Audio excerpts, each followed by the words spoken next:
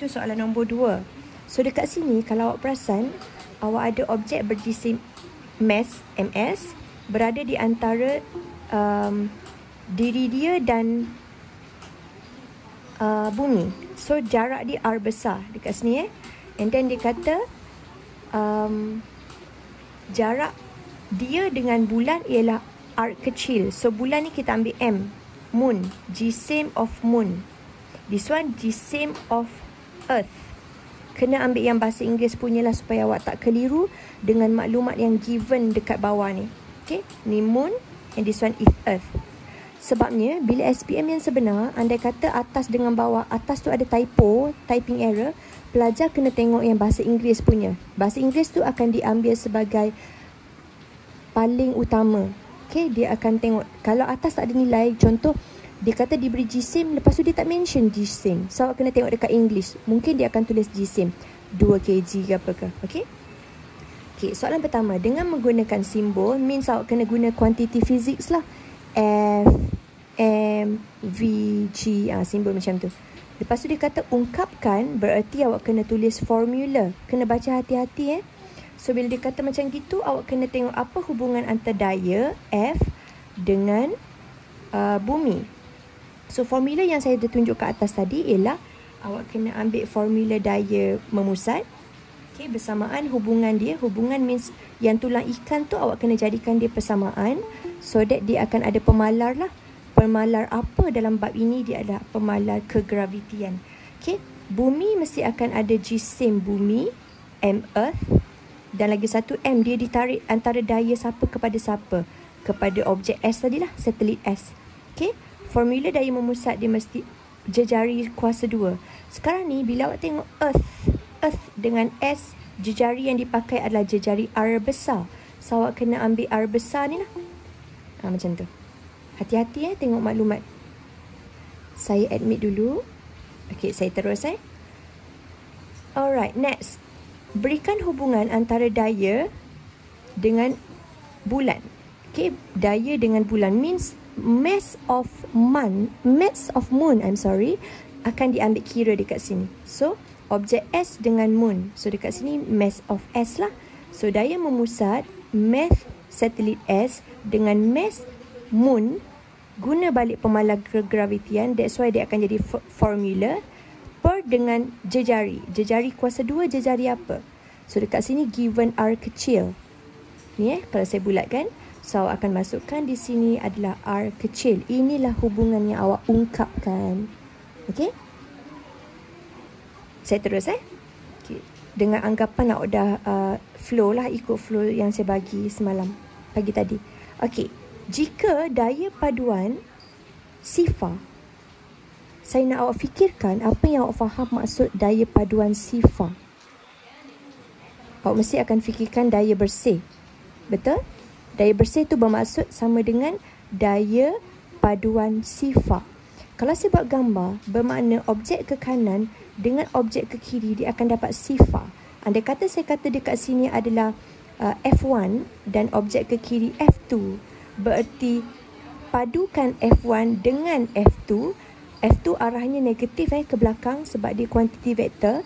So akan dapat sifar.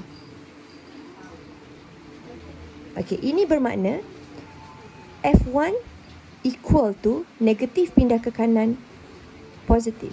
Itu maksud daya paduan sifar. Bererti awak punya daya pertama dengan daya kedua sama nilai. Okey, awak kena alert benda tu. So bila sama nilai, awak akan kata daya memusat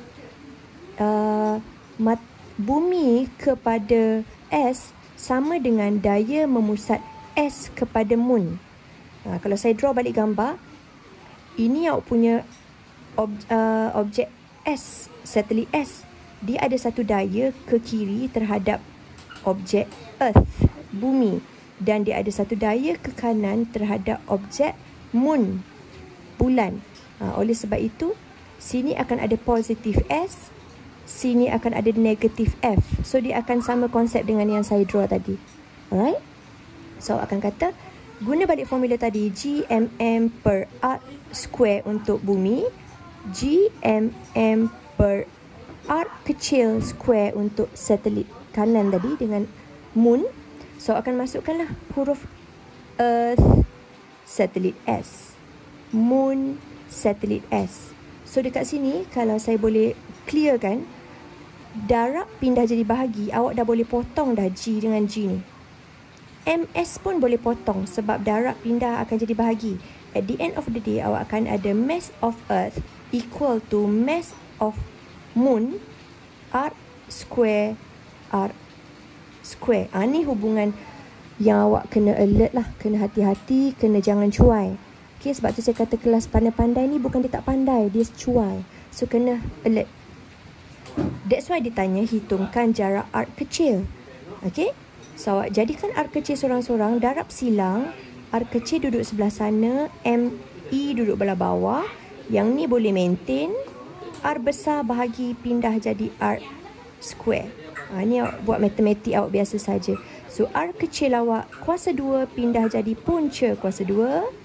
Awak kekalkan yang ni, awak salin balik yang atas dan awak masukkan segala nilai MM, R square, ME. Masukkan macam biasa.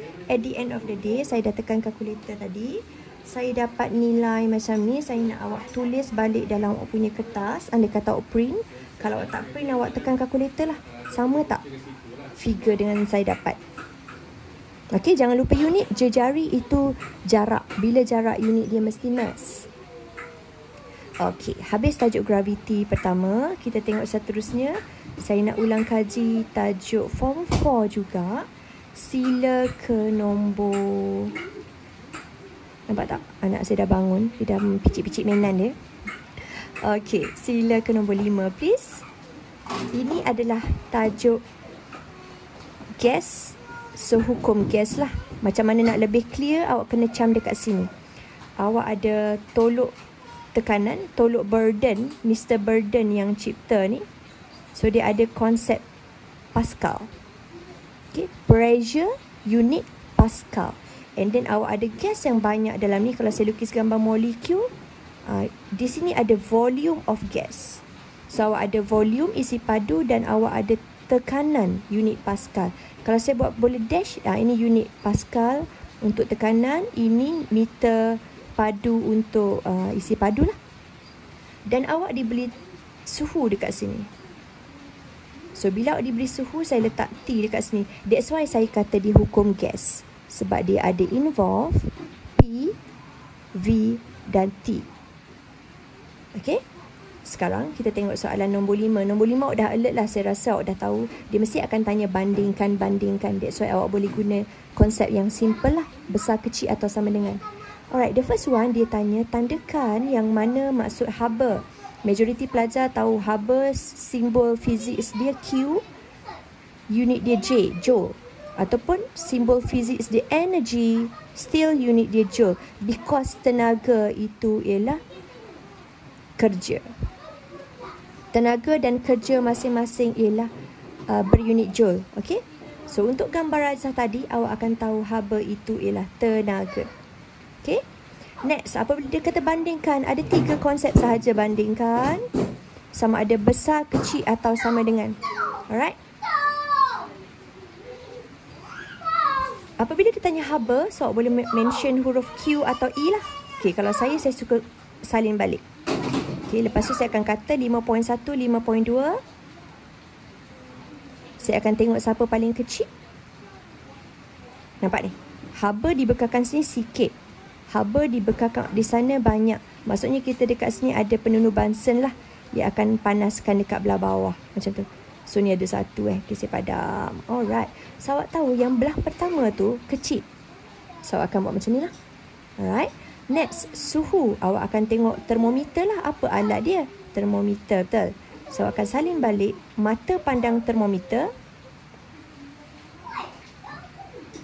So, awak nampak kat sini termometer apabila habis sikit, of course suhu sikit lah. Sebelah kiri rendah kan? Sebelah kanan tinggi. So, awak masukkan saja kiri lebih kecil dari kanan. So, isi padu macam biasa volume. Awak tengok molekul yang dalam tadi. Okay? So, dekat sini volume dia kecil. Sebelah sana volume press dia besar. Okay. So, volume isi padu, salin balik, jangan malas sangat. Sebelah kiri lebih rendah dari sebelah kanan. So dekat sini awak akan nampak apa MV awak, apa RV awak, apa FV awak. Anda kata saya keluarkan soalan amali lah. Okey, so pandang balik ke atas.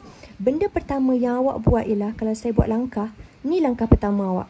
Awak beri haba dulu. So bila awak beri haba, bermakna manipulator awak ialah awak mengubah haba, temperature. Okey, apa yang awak lihat terjadi kepada gambar tu? Suhu naik, suhu naik, suhu naik menyebabkan volume tu terbesar, bertambah. So awak akan kata volume dia bertambah. Okey, dan fix tadi, kalau awak tengok dekat gambar, awak akan nampak sini pressure dia satu. This one juga pressure dia satu. Pressure dia tidak berubah, pressure dia maintain. Okey, so awak akan kata fix dia ialah pressure. Okey, terus nampak ada iklan kat belakang. Kifi? Okey, hubungan macam biasa Siti Sarah. Semakin, tulis dulu dia punya plan. Semakin. Okey, so baru awak tengok suhu dengan haba. Awak tengoklah dekat sini. Suhu yang kecil disebabkan oleh haba yang kecil, ataupun haba kecil menyebabkan suhu kecil. So awak tulislah semula. Semakin besar, kalau saya nak guna semua besar bolehlah sebab dia berkadar terus kan. Semakin besar tenaga haba, and then awak bagi haba, bagi api banyak, suhu pun makin besar. Okey, terus. Isi padu dengan siapa semula? Suhu lagi sekali. Okey, tuliskan hubungan semakin dan semakin. Okey, siapa gerak dulu? Suhu gerak dulu ke isi padu dulu? Suhu kan? Sebab tadi kita dah discuss. Oh, sekejap saya terlaju sangat. Kita kena besar kecil dulu kan? Baru kita kata kuantiti fizik dan kuantiti fizik. Okey, tadi tengok satu gambar saja macam biasa. Satu gambar sahaja. Okey, suhu ini kecil. Awak akan nampak isi padu dia kecil. Kalau awak tak percaya, tengok sebelah sini pula. Isi padu besar. Suhu besar, isi padu besar. Okey, awak tengok sebelah kiri sajalah So, akan tulis semakin kecil suhu, semakin kecil isi padu. Cikgu, apa yang cikgu tengok hubungan dia? Cikgu tengok hubungan kat sini. Suhu, isi padu. Nampak? Mana cikgu tahu sama-sama kecil, sama-sama besar? Yes, kalau saya conteng dekat atas, awak akan nampak formula dia ada per kat sini. Nampak tu? So, bila dia ada per, kalau saya hitamkan biru kan ni, awak akan nampak dia sebenarnya hubungan macam tu. Okey? Kalau saya buat pemalar satu lah. So, dia akan dapat bahagi pindah darab, dia akan dapat hubungan dia berkadar terus. Okey? Kalau saya tak nak buat gini pun boleh. Saya buat je V1 per T1. Saya buatkan dia persamaan. So, awak akan nampak bahawa still berkadar terus. Kalau saya jadikan T1 ke kanan, dia still hubungan ini. So, siapa yang cakap benda ni? Mr. Charles. Awak dah belajar kan? Mr. Charles yang selalu senyum, tak ada tekanan. So, awak akan tulislah hukum itu dibuat oleh Mr. Charles. Ejaan mesti betul sebab dia nama orang. Okey? Kemudian dia bagi awak nilai. Macam biasalah. Dah bagi tick, awak kena bandingkan, awak kena nyatakan hubungan dan hukum. Terus awak kena mengira. Ini memang soalan technically macam ni lah. Alright, masukkan maklumat. This is suhu pertama. Isi padu pertama. Berapakah isi padu kedua jika diberi suhu kedua? Okey, untuk hukum gas, awak kena tahu bahawa setiap suhu dia mesti ditambah dengan 273. Mesti, sebab awak nak berunit Kelvin. Okey, untuk unit Kelvin awak kena alert benda tu. Sebab kebanyakan kelas budak-budak Terra ni dia selalu tak alert di sini. Ini bahagian ni dia sayanglah markah. So, saya pakai balik formula Mr. Charles. V per T, V per T. So, this one is item 1, this one is item 2. Masukkan saja nilai. 0.24. Kalau saya suka guna unit supaya saya senang tahu unit akhir dia. Okey, masukkan nilai 273 Kelvin. V tak tahu, 80 dan 273 Kelvin. So saya dah kira tadi. Saya nak awak tekan kalkulator selepas ini, selepas kelas. Bahagi pindah darab. At the end of the day, you supposed to get nilai meter padu juga. Sama macam given. Okay, meter padu juga. So kalkulator tekan, awak akan dapat 0.284. Macam tu lah. Kalau nak bunda boleh bunda dengan hati-hatilah. Alright. 2824. Tertinggal nombor 2. Kita pergi ke soalan nombor 7. Ini adalah soalan daya 1 pula. Kenapa saya kata daya 1? Sebab dia ada kaitan dengan momentum. Momentum kuantiti fizik ialah P. Formula momentum ialah hasil darab jisim dengan hal laju. Awak sudah given kg. So mass lah. Okay. Apakah itu maksud momentum? Momentum ialah hasil darab jisim dengan hal laju. Okay, awak guna saja formula tadi, tapi pastikan awak derive setiap satu perkataan ni. Alright. Terus, jika roket itu bergerak dengan hal laju sekian, hitungkan momentum. So, dekat sini saya tulis saja awak punya formula. M darab V, awak masukkan V awak, markah akan dikira sebaik saja awak mengganti. Alright. Awak masukkan M awak. Okay, kalau tak silap saya 7800. Kosong lagi satu. Okay, selepas awak ganti, at the end of the day, pastikan awak check. Awak akan dapat nilai sebanyak 5.388 10 kuasa 8. Momentum jangan tinggal unit atau salah. Pastikan awak ambil balik unit mass tadi, kg. Awak ambil balik unit hal laju awak, ms -1. Baru dapat markah penuh. Okay. Kemudian, apabila dia bagi tahu kata kunci, jisim bertambah. Ni adalah hubungan. Okay. P sama dengan mv.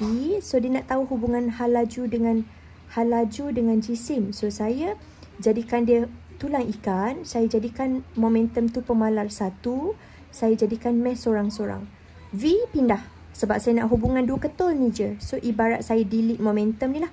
Okay, V darab pindah jadi bahagi. So, awak akan nampak hubungan mereka berkadar songsang. Mass besar, hal laju kecil. Macam tu. So, bila jisim besar, pastikan awak tulis hal laju berkurang. Atau tulis berkurang saja pun masih dikira markah penuh. Alright? Okay, terus. Okay. Macam drag ke 8.5 lebih je. Tak apa ya, saya pergi laju je. Alright. Sekarang, awak nak melancarkan roket. Okay. Dengan pecutan yang tinggi. Kata kunci. Jeng, jeng, jeng. Apabila ada kata kunci di soalan, pastikan awak jangan ulang kata kunci tersebut. Cari perkataan lain. Kuantiti fizik lain yang berkaitan. Okay. Alright. Roket penggalak means kita nak booster kan. Macam awak pergi nak cuci muka lah. Awak letak banyak krim, banyak serum. Mestilah lagi bagus kan. So, pilihlah booster yang paling banyak. Jangan ulang perkataan dua ni. Kena tukar kepada banyak atau sedikit. Ketumpatan, mesti awak nak roket yang ringan. Barulah dia dapat pecut dengan tinggi. Betul? So, your choice is Q sebenarnya. Plan your idea first. Dah plan, baru awak tulis jawapan. So, kalau saya jadi awak lah, saya akan terus tulis Q dekat sini. Most suitable. Soalan memang akan tanya, apa pilihan awak? Okay? Barulah awak tulis reason tadilah. Okay, roket awak kata banyak. Ketumpatan pun awak kata ringan. Biasanya pelajar dia dekat sini dia dapat markah. 1, 2 dan 3. Tapi di bahagian sebab kadang-kadang dia tak pandai goreng. Saya faham. Tapi kena fikirlah secara logik. Kenapa awak nak roket yang boost banyak? Berarti awak nak dia memecut dengan banyak, betul? So, untuk memecut dengan banyak, awak mungkin boleh tukar kata lain daripada pecutan ni. So, awak tukar perkataan kepada hal laju. Awak boleh buat hal lajunya tinggi. Okay? Kenapa perlu ringan? Sebab awak nak mudah dikendalikan. Okay, mudah memecut pun boleh. Lagi bagus. Kalau saya akan ulang sahaja. Sebab itu jawapan yang boleh diterima. Alright? Okay, saya terus sahaja. Kita ke soalan yang jenis guna test pad. 8 belum lagi. 9, 10, 11 baru test pad, betul? Okey, 8 ini soalan jenis panjang sedikit. So this is soalan berkaitan dengan gelombang, bab gelombang yang last kali form 4. So this is electromagnet. Of course dia akan tanya maksud. Awak akan tulislah maksud gelombang elektromagnet. Maksud gelombang elektromagnet ialah gelombang yang tidak memerlukan medium. Dia tak perlu medium, dia boleh lalu sahaja. Tidak memerlukan medium untuk merambat. Okey? Macam gelombang bunyi, gelombang yang awak dah belajar sebelum ni, gelombang air, semua tu perlu medium. Okey? Apa maksud medium? Okey, kalau ada pelajar tanya, maksudnya vacuum pun dia boleh lalu. Maksudnya macam tu. Okey, sekarang pengiraan. Lambda given, laju given. Hitungkan frekuensi. Okey, V given So V sama dengan F lambda. Masukkan formula dalam ini. Formula ni awak dah sedia maklum kan? So at the end saya terus bagi nilai. Frekuensi awak suppose dapat 10 kuasa 10 Hz. Jangan lupa unit. Sama ada awak tulis 1 darab 10 kuasa 10 saat tolak 1 pun boleh. Atau ada pelajar cemerlang, dia dah tahu dah 1 ni tak ada maksud, dia terus tulis 10 kuasa 10 pun boleh. Okay, next awak akan dapat soalan yang jenis modification juga. Sebenarnya awak nak bina dan awak nak cadangkan modify yang terbaik. Okay, dia masih melancarkan gelombang di bumi, maksudnya di Sabah. So awak still akan guna gelombang yang sama, microwave. Nampak ni, dia dah mention ke atas ni, microwave. Mana ni. So bila dia mention microwave, awak boleh repeat balik dekat sini lah. Jenis gelombang yang awak pakai adalah microwave. Kenapa pakai microwave? Sebab awak tahu bahawa gelombang radio dan gelombang mikro sini adalah dia punya lambda paling halus. Okay, so awak akan tahu dia punya lambda paling halus, sifat dia frekuensi adalah tinggi. Okay, sebab dia berkadar songsang kan. Kalau tengok balik formula tadi yang saya conteng untuk awak, nampak tak? Lambda, kalau saya buat hubungan, darab pindah jadi bahagi, hubungan mereka adalah berkadar songsang. Okey, terus frekuensi macam tadilah, salin je atas tu. Kenapa perlu frekuensi tinggi? Frekuensi tinggi lah akan menghasilkan tenaga rambatan yang tinggi. Okey, ketinggian, of course kita tak nak ketinggian yang mengganggu. Kita nak pastikan ketinggian pemancar itu tinggi. Kenapa? Supaya tiada halangan. Kalau dekat lantai, kucing pun boleh pijak kan? Okey. Soalan seterusnya, saya agak soalan terakhir lah. Sebab biasanya kalau pakai test pad untuk section B, awak akan ada soalan form 4 dan soalan form 5. Test pad untuk soalan C, salah satu dari form 4 atau form 5. Andai kata awak tak cekap dekat form 5, matilah awak nak kalau keluar dekat sini form 5. So awak tak ada excuse, awak kena cekap di dua-dua form. Tapi this one, kalau awak cekap di form 4, awak boleh terus ambil saja soalan form 4. Kalau saya jadi awak, saya pastikan saya counter semua. Cuma saya extra sahaja di mana-mana yang mudah. Dan yang paling mudah, sepaham saya lah, awak akan choose yang relate dekat dengan awak. Haba, cahaya, betul tak? Okey, jom kita tengok soalan ni. Ini adalah soalan melibatkan objek sampai, objek pantul. Awak nampak benda tu. So, dia adalah fenomena. Sebab saya nak cepat, saya tak dapat nak buka another pad. Macam biasa dalam kelas kan saya pakai Word kan. So, saya conteng sini je. So, fenomena, awak tahu pantulan, pembiasan, interference, pembelawan semua kan. So, since dia adalah written to you, dia adalah fenomena pantulan. Okey. Sekarang, soalan ni nak awak salin balik. So, dekat test pad, awak kena copy paste balik gambar rajah ni. Andai kata saya dah copy paste macam ni So, pastikan awak draw guna pembaris. Okay, saya buat nota dekat sini. Pastikan awak guna pembaris. Dan awak punya gambar rajah macam biasa. Ini adalah kotak KFC. Kalau awak dah belajar dalam kelas dan awak masih ingat. So, pastikan kotak ini, line pertama awak mesti dottedkan ke F. Okay, guna pembaris dottedkan ke F. Dan this one, nampak tak dia pantul balik kat sini? Okay, pastikan this one masuk dalam dulu. Okay. Dan this one, sebelum dipantul balik, dia juga kena masuk sini. Barulah awak nampak dekat sini adalah ketinggian image yang dalam. Inilah imej kecil yang awak lihat di dalam sebagai imej yang maya. Dotted line itu menghasilkan imej maya buat pengetahuan awak kalau awak terlupa. So, ciri imej tersebut yang boleh diterima ialah mengecil, tegak atau maya. Salah satu sahaja. Kalau awak tulis semua bagus tapi tetap dapat 1 markah. Kalau awak tulis ada perkataan nyata, tertongging atau besar, ada saja awak, contoh awak tulis kecil, koma, nyata, automatically kesemuanya akan salah. Sebab awak dah ada satu statement salah kat situ. So, kalau saya jadi awak lah, saya dah draw, saya akan terus saja cakap tegak. Kalau saya tak sure di maya. Okay, cikgu tak pandai nak draw lah cikgu. Okay, awak agak-agak lah. Apa jadi kalau objek dekat kereta ni awak pandang dari dalam kereta. Mesti awak nampak kereta tu kecil je dari dalam. Nampak ni kalau saya bulatkan. Alah kecilnya kereta. Walhal kereta tu besar. Bermakna imej tu mengecil. Diperkecilkan. That's why lah saya kata tajuk form 4 ni dia sebenarnya dekat dengan awak. Awak hadapi dalam kehidupan seharian awak. Okay? Alright. Next, ini adalah modification. Awak akan buat dalam table. Kebanyakan pelajar form 5 dia dah cakap. Form 4 masih lagi ada yang tak ikut cakap saya. Make sure dalam table So, cermin awak yang awak akan pilih adalah cermin jenis cembung. Kenapa? Sebab arahan soalan ini adalah soalan cermin keselamatan jalan raya.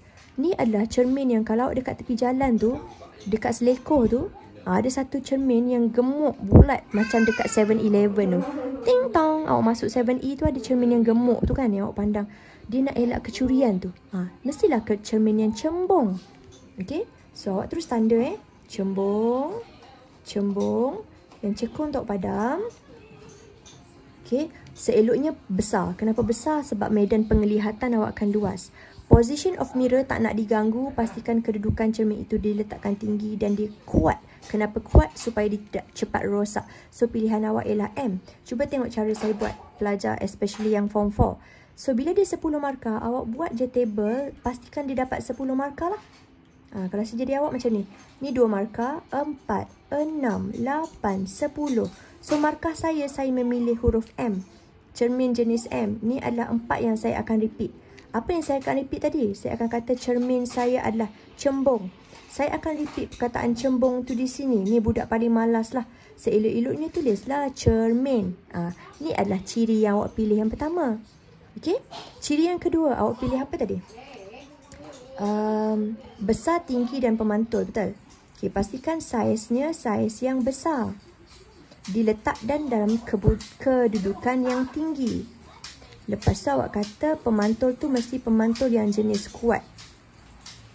Biasanya pelajar dia akan pandai dekat sini. So, pastikan awak repeat balik lah. Cerminnya cembung, besar, diletakkan pada kedudukan tinggi dan dia mesti pemantul. Salinlah, jangan malas sangat Pemantul yang kuat. At least awak dah dapat markah berapa tau? 1, 2, 3, 4, 5, 6. Okay, nak goreng yang kat sini biasanya pelajar tak pandai. Okay, jom kita goreng sama-sama. Kenapa perlukan cermin cembung? Supaya medan penglihatan awak luas. Okay, bila medan penglihatan awak luas, awak boleh tengok daripada bucu kanan, bucu kiri pun boleh nampak. Kalau flat mirror, dia jauh tu dah tak nampak sangat dah. Okay. Kenapa saiz kena besar? Supaya lebih jelas. Okey, jom kita check. Apa kata kunci yang tidak boleh diulang? Okey, dekat sini dia kata dia nak kesan meyakinkan pelanggan untuk memilih cermin yang paling selamat lah. So, dia cakap macam tu je kan? Selamat sahaja kan? Okey, tak ada ciri yang ditegah dekat sini. So, boleh pakailah ayat yang sesuai. Okey, kedudukan yang tinggi tidak akan diganggu. Kenapa kuat? Supaya dia tak cepat rosak ataupun tahan lama. Okey? Dan akhir sekali sebelum kita bersurai, macam biasa dia mesti akan tanya definisi, pengiraan, modification, jelaskan. Okey, setakat ni kita dah buat modify, kita dah buat definisi, betul? Yang kita belum buat ialah jelaskan dan pengiraan. Nampak kat sini? Jelaskan. So, possible pengiraan akan masuk dekat section C lah. Jom kita tulis. Kenapa cermin ni berbentuk cembung? Nampak tak macam ni? Inilah cembung dekat 7-Eleven tu. Sebab awak nampak tak yang bahagian side kanan dengan side kiri tu awak tetap boleh nampak. So, kan plan your idea dekat sini. Saya buat sebab sempit. So, letakkan 3 point sebab ada 3 markah. Pastikan awak tulis, apabila ada cermin macam ni, Sina mesti akan rambat selari. Dia selari dengan siapa? Dengan Pak C ni. Ni Pak C X. So, pastikan point pertama awak akan kata, Sina akan merambat atau bergerak secara selari dengan Pak C. Pak C X tu Pak C utama lah. Saya guna perkataan utama. Okay, yang kedua, Sina tadi macam kotak kan, KFC. K, selepas melalukan K, dia mesti akan melalui Pak C, F. Lepas tu ada C kan. Awak dah belajar KFC kan. K, fokus C. So, point yang kedua, awak akan kata, Sina kedua yang tadi dah lalu pertama. Ini yang kedua pula. Sina yang kedua akan melalui point C. Okay, dan yang ketiga, tempat yang dia akan, sini kan ada satu laluan kan, KFC, F satu lagi. Dan image yang terbentuk ini adalah titik persilangan dia.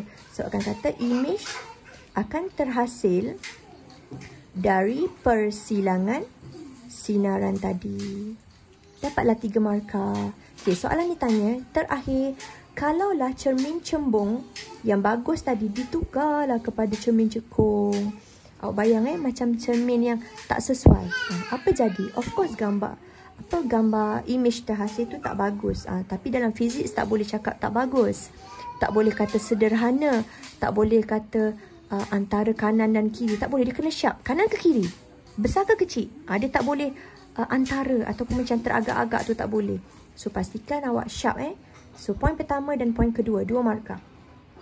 Kalau tadi gambar raja awak nampak objek yang terhasil, paling atas sekali awak nampak lepas dia bersilang, awak nampak dia tegak dan kecil kan? Okay. Of course, kalau cekung, terbalik. Awak akan kata image yang terhasil akan songsang lah. Okay, terbalik ke bawah. Okay. Kalau tadi medan penglihatan awak jelas, of course, jika diganti dengan cermin lain, image yang awak akan dapat akan menjadi tidak jelas.